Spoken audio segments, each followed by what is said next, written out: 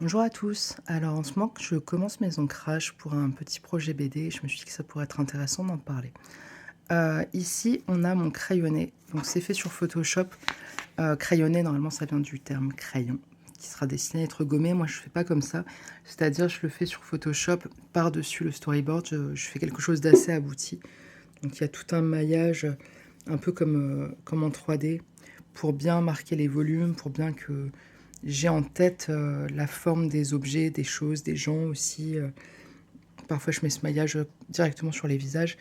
Et le fait d'avoir quelque chose d'aussi abouti, ça va me permettre au moment de l'ancrage de ne pas me poser de questions. En fait, tout est déjà hyper préparé et j'ai plus qu'à, entre guillemets, venir ajouter mon trait, mes effets de texture, etc. Donc voilà ce que ça donne au final. Et aussi, j'ai sous les yeux ma charte de personnage que j'avais fait de façon assez précise. Ça, c'est la version en couleur pour le coloriste. Et après, j'avais tout ça pour les personnages avec plein de petites notes sur eux, sur à quoi ils ressemblent, etc. etc. Voilà. Donc ça, je garde ça sous les yeux pendant que je travaille pour être sûr que ce soit bien raccord au niveau des vêtements. Et en fait, ce que je vais faire, c'est que pour l'ancrage, j'ai différentes techniques. Là, j'essaye un petit peu la table lumineuse. Donc tout simplement, je prends ma feuille, je la scotche sur une table lumineuse. Donc c'est celle qu'on achète chez Action qui doivent être à entre 8 et 12 euros, je sais plus. Donc, moi, j'ai connu l'époque où on les fabriquait nous-mêmes avec des espèces de plaques de verre et des LED si on en trouvait, des ampoules. Enfin, c'était une vraie galère et ça marchait pas souvent bien ou pas souvent longtemps. Ça chauffait, donc c'est merveilleux que ça existe. Ça existe en format A4 et A3.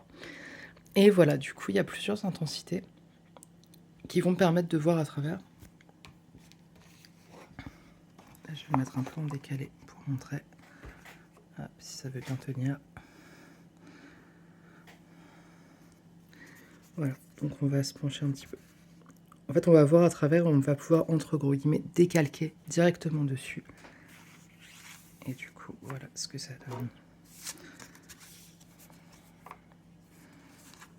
Ah, j'y arrive pas. Voilà. À peu près, là, c'est un petit peu décalé, mais c'est pas très grave.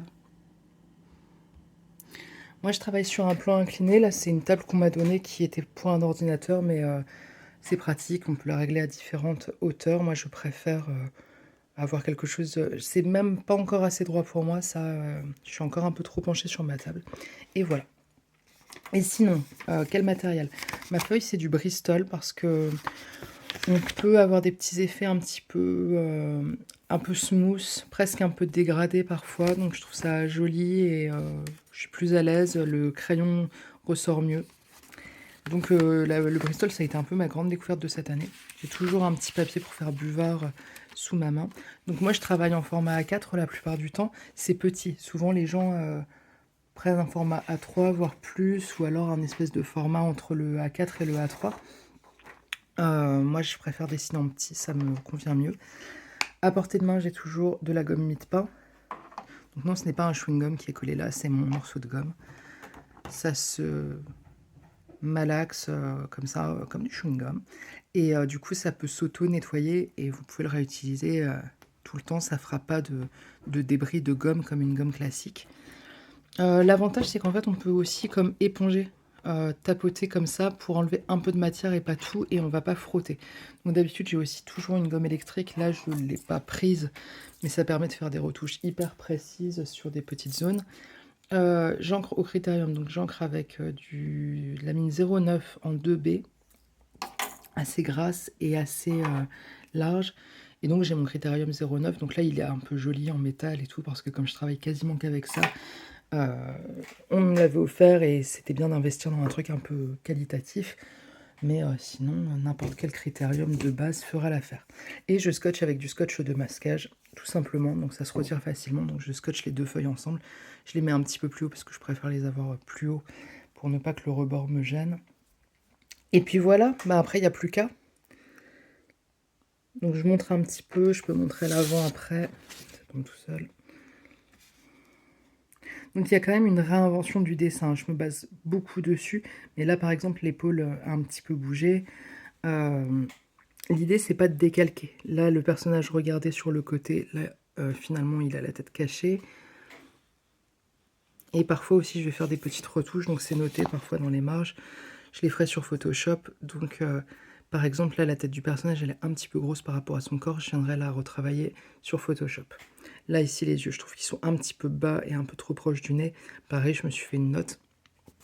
Et voilà, donc là, il n'y a que 2 petites notes. Parfois, il y en a 60 sur mes pages. Il y a même des ratures, etc. Parce que ma planche, là, c'est pas la planche finale, c'est pas celle qui sera imprimée. Elle va être scannée, colorisée, etc. Donc, pour moi, c'est pas un problème si ma planche n'est pas impeccable, nickel, etc., etc. Voilà, et du coup, dernière petite chose, donc j'insiste, moi j'appelle ça un ancrage parce que j'ai bien un crayonné et là c'est ma mise au propre. Et peu importe si je fais ça avec mon Critérium ou avec n'importe quoi d'autre, bien que le mot ancrage vienne initialement du mot encre, pour moi ça ce n'est pas un crayonné, c'est ma mise au propre, c'est mon étape finale. Mon crayonné, il est là. Voilà, c'est quelque chose que je m'acharne à redire à chaque fois, mais que comme je me prends encore régulièrement la remarque de «Ah, tu laisses encrayonner?» Non, je laisse rien du tout, je travaille beaucoup pour en arriver là. Voilà, si ça a pu aider, tant mieux et puis sinon, bah, tant pis. Bonne journée.